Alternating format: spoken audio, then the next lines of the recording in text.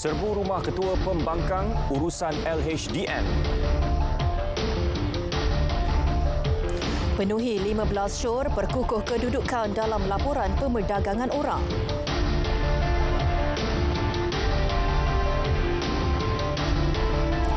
Assalamualaikum, salam Malaysia Madani.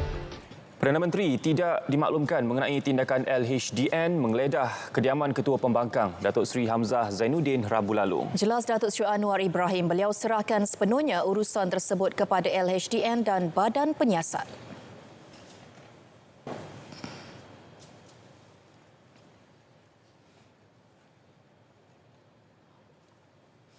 Itu urusan lembaga hasil dalam negeri, urusan badan-badan penyiasat. Saya tidak dimaklum. Perdana Menteri ditemui selepas solat Jumaat di Masjid Raja Haji Fisabilillah Cyberjaya. Mengenai isu penjualan kit Zania Singapura, Perdana Menteri berkata beliau akan bertemu pihak pengurusan Khazanah Nasional Berhad untuk membincangkan perkara itu. Mengenai Khazanah apa mana dekat kit Zania Singapura yang kena jual? Dan itu saya mesyuarat yang kedua. SIM Malaysia Group dilapor memperoleh kit Zania Singapura pada harga $110,000 Singapura atau RM309,398. Taman tema itu dilancar Khazanah dan Bosted Holdings Berhad pada 2016 di Pulau Sentosa dengan suntikan pelaburan RM165.52 juta. Ia kemudian ditutup pada 2020 akibat pandemik COVID-19. Perdana Menteri dijadual mengadakan lawatan ke Kedah dan Pulau Pinang esok. Antara acara di negeri Jelapang Padi ialah menghadiri majlis sambutan Jubli Intan Sekolah Menengah Agama SMA Nada Hasanah. Ia terletak di Kampung Melele, Kot Tiang. Sekolah yang beroperasi sejak 75 tahun lalu itu dilihat begitu dekat di hati Datuk Seri Anwar Ibrahim. Beliau pernah mengunjunginya pada 1987 ketika memegang portfolio sebagai Menteri Pendidikan. Pengetua SMA Nada Hasanah, Syekh Dr. Muhammad Jamil Sadaki Tajuddin berkata, Perdana Menteri amat berjasa dalam pembangunan sekolah berkenaan. Ini termasuk membina 5 kelas bagi kemudahan pembelajaran. Selepas lawatan di SMA Nada Hasanah, Perdana Menteri dijadual hadir ke Majlis Penutupan Konvensyen Pembangunan dan Kesejahteraan Rakyat di UiTM Merbuk, Sungai Petani. Beliau kemudian akan bergerak ke Pulau Pinang untuk menyempurnakan majlis penyerahan kunci rumah ihsan dan ramah mesra bersama warga TUDM. Penyaluran bantuan musim tengkujuh BMT tahun ini akan babitkan 318,750 pekebun kecil getah. Setiap seorang bakal terima RM800. Timbalan Perdana Menteri Datuk Seri Dr. Ahmad Zahid Hamidi berkata, permohonan BMT dibuka mulai semalam hingga 15 September ini. BMT melibatkan peruntukan keseluruhan RM256 juta. 232,427 penerimanya merupakan pekebun kecil getah berdaftar dengan RISDA. Bakinya, pekebun kecil bawah Lembaga Industri Getah Sabah LIGS. Kedudukan Malaysia dalam laporan Jabatan Negara Amerika Syarikat JNAS mengenai pemerdagangan orang 2023 naik ke tahap 2 pemerhatian berbanding tahap 3 sebelum ini. Menteri Dalam Negeri Datuk Seri Saifuddin Nasution Ismail berkata usaha akan diteruskan bagi meningkatkan kedudukan negara ke tahap 2. Fokus tertumpu kepada memenuhi 15 syur penambahbaikan yang dikemuka melalui laporan berkenaan. Tier 2 tu kira macam lesen L lagi lah, watch list. Jadi untuk kita improve lagi daripada watch list menjadi tier 2 biasa, maka dalam laporan malam tadi dia sarankan lagi beberapa perkara penambahbaikan. Jadi dengan berpandukan kepada syur penambahbaikan itu, maka untuk tempoh 1 April tahun ini hingga 31 Mac 2024, KDN dan agensi yang lain kena tumpukan sedaya mungkin untuk cuba memenuhi saranan 15 perkara itu. Antara syur penambahbaikan yang dikemuka menerusi laporan JNAS itu ialah meningkatkan usaha untuk pendakwaan dan sabitan kes pemerdagangan orang. Ia termasuk penjawat awam yang bersubahat dan jenayah buruh paksa. Tegas Datuk Seri Saifuddin, kerajaan tidak akan berkompromi terhadap penjawat awam yang terlibat kes berkenaan. Ini kerana jenayah seumpamanya bukan sahaja jejaskan kedudukan negara dalam laporan berkenaan, malah beri kesan negatif kepada ekonomi negara. Aliran masuk bersih pelaburan langsung asing FDI di Malaysia meningkat kepada 74.6 bilion ringgit pada 2022 berbanding 50.4 bilion ringgit tahun sebelumnya. Manakala pelaburan di luar negara DIA mencecah 58.6 bilion ringgit berbanding 19.4 bilion ringgit pada 2021. Menurut Jabatan Perangkaan Malaysia, prestasi itu menunjukkan keadaan ekonomi semakin memberangsangkan. Ia bukan sahaja menarik syarikat asing untuk terus melabur, malah syarikat tempatan juga berupaya berkembang di luar negara. Sektor pembuatan merupakan penyumbang terbesar bagi FDI dengan aliran masuk bersih 49.5 bilion ringgit, diikuti perkhidmatan dan pelombongan. Perkhidmatan pula kekal sebagai sektor utama bagi DIA, menyumbang 72.2% daripada jumlah keseluruhan pelaburan terutama dalam aktiviti keuangan.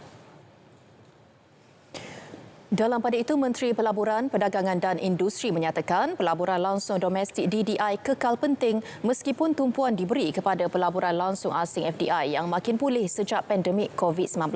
DDI turut beri sumbangan signifikan kepada pertumbuhan KDNK negara. From 2013 until the first quarter of this year, 2023, 1.37 trillion ringgit of DDI has been approved. Right? And this is led by services sector with roughly around 1 trillion ringgit. Manufacturing sector receive about close to 300 billion ringgit, and the primary sector is about 74 billion ringgit. Menyedari kepentingan DDI kepada KDNK, pelbagai inisiatif dilaksana bertujuan wujudkan ekosistem perindustrian domestik yang kukuh dan galakkan pelaburan domestik. Seperti biasa, setiap kali musim haji, RTM akan bawakan program Dinanti Ramai, Salam Baitullah. Bertemakan penyucian jiwa kemuncak ibadah, Salam Baitullah tahun ini akan ke udara setiap hari mulai esok hingga 30 Jun ini.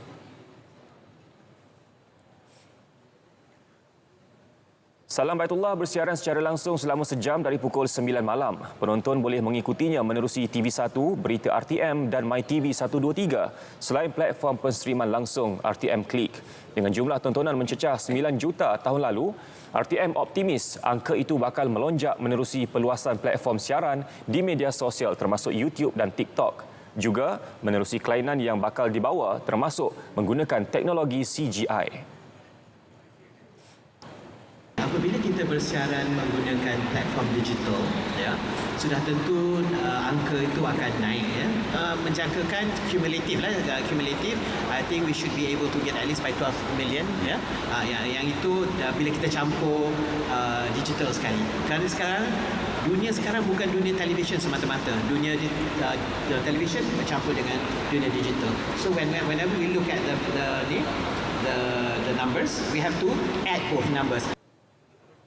Salam Baitullah kali ini bakal dikemudi Ustaz Haris Ismail, Ustaz Fakhrul Razi dan Yad Hamzah bersama-sama panel pendakwah terkemuka negara. Penonton setia program itu berpeluang sertai kuis terkumpul yang tawarkan hadiah utama pakej umrah premium. Beri perkhidmatan terbaik dan sentiasa jaga kebajikan jemaah haji Malaysia. Itu peringatan tabung haji TH kepada 22 syarikat pelancongan tempatan yang berjaya peroleh lesen pengelola jemaah haji PJH. Pengarah Operasi Pengelola Jemaah Haji TH, Muhammad Zawawi Bostam berkata, kesemua syarikat pelancongan yang diberi PJH telah melalui proses pemilihan ketat. Tindakan bakal dikenakan jika langgar peraturan ditetapkan. Kita akan menilai berdasarkan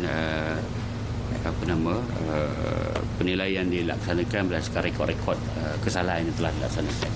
Sekiranya kita dapati kesalahan itu serius, kita akan memutuskan, jatuhkuasa akan memutuskan sama ada syarikat itu layak untuk nak dapat lesen ke tidak. Itu pun bergantung kepada prestasi mereka pada tahun lepas dan juga apa remedi yang telah dibuat. Bijaklah berhidup makmur. Semua mahu kaya.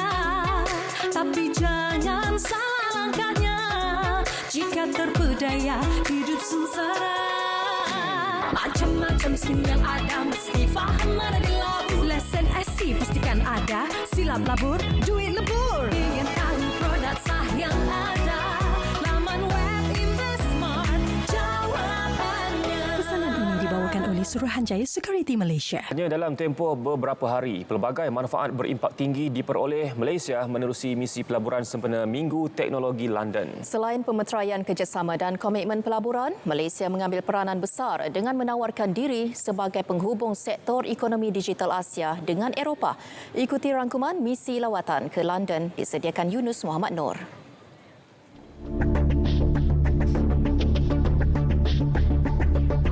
8.3 bilion ringgit komitmen pelaburan daripada 9 syarikat United Kingdom diraih Kementerian Komunikasi dan Digital menerusi Perbadanan Ekonomi Digital Malaysia MDEC.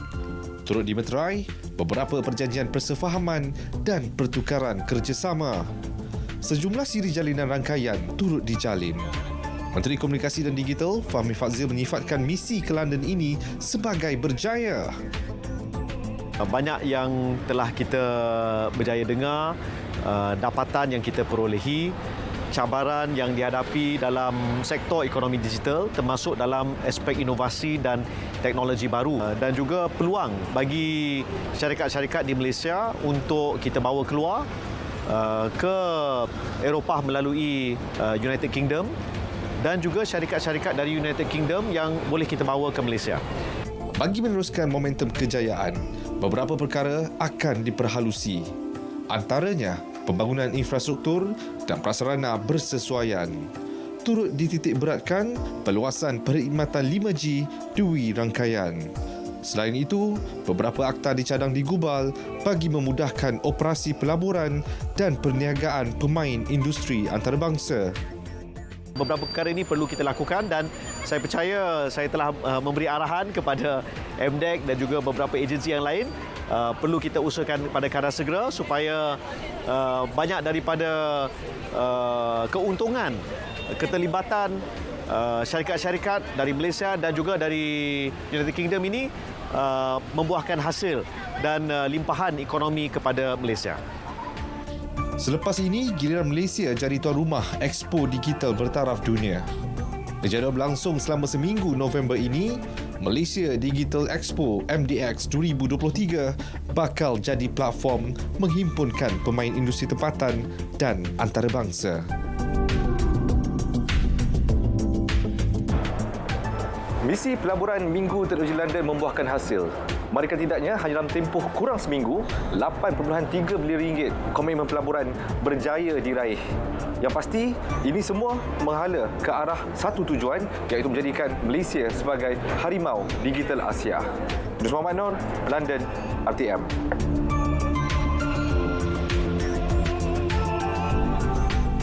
Bazar Ramadan dan Aidilfitri tahun ini catat nilai jualan 2.5 bilion ringgit. Ia meningkat 5.9% berbanding 2.4 bilion ringgit yang direkodkan tahun lepas.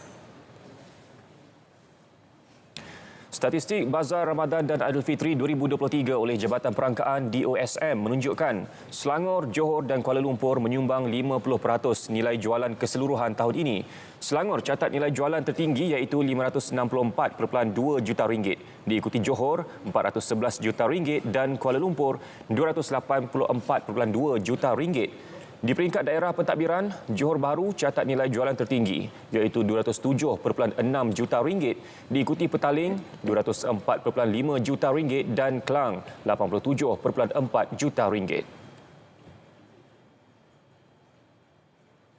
Ekonomi Malaysia kekal sihat dan akan meneruskan momentum positif. Prestasi ekonomi negara pada suku pertama tahun ini merupakan antara yang terbaik di Asia dengan pertumbuhan sebanyak 5.6%. Keputusan Amerika Syarikat dalam menaikkan had siling hutang dan mengekalkan kadar dasar semalaman turut memberi kesan positif kepada negara. Kedua-dua keputusan dan maklumat itu sebenarnya memberi banyak kelegaan kepada pelabur-pelabur di Amerika. Dan bila itu berlaku, kita menjangkakan akan ada kesan positif kepada keadaan di Malaysia Tapi ini tidak berlaku dengan cepat kerana ada cooling period. Kita menjangkakan dalam masa 2 minggu atau 3 minggu, pelabur-pelabur dari Amerika atau pelabur-pelabur dalam US dollar akan berfikir semula untuk masuk ke pasaran saham Malaysia. Peningkatan keyakinan pelabur asing juga akan mempengaruhi nilai ringgit pada masa depan. Moody's Investor Service mengunjurkan impak disinflasi lebih ketara di pasaran sedang pesat membangun berbanding ekonomi maju. Ini terutamanya dalam persekitaran kelemahan harga makanan dan tenaga, juga pengukuhan mata wang negara terlibat berbanding dolar Amerika Syarikat berbanding tahun lalu. Laporan rentas sektor bagi pasaran sedang pesat membangun. Global Moody's menyatakan daripada 23 pasaran yang diteliti, negara-negara rantau Asia Pasifik secara amnya catat paras inflasi lebih rendah. Ia dijangka berterusan tahun depan. Ini terutama China, Thailand dan Malaysia yang diunjur catat inflasi masing-masing pada kadar 2%, 2.8% dan 3% akhir tahun ini. Inflasi negara kekal terkawal pada kadar 4.7% pada Ogos 2022. Hasil usaha proaktif Bank Negara Malaysia bertindak balas terhadap tekanan inflasi global. Agihan subsidi turut bendung inflasi daripada impak kejutan harga komoditi global.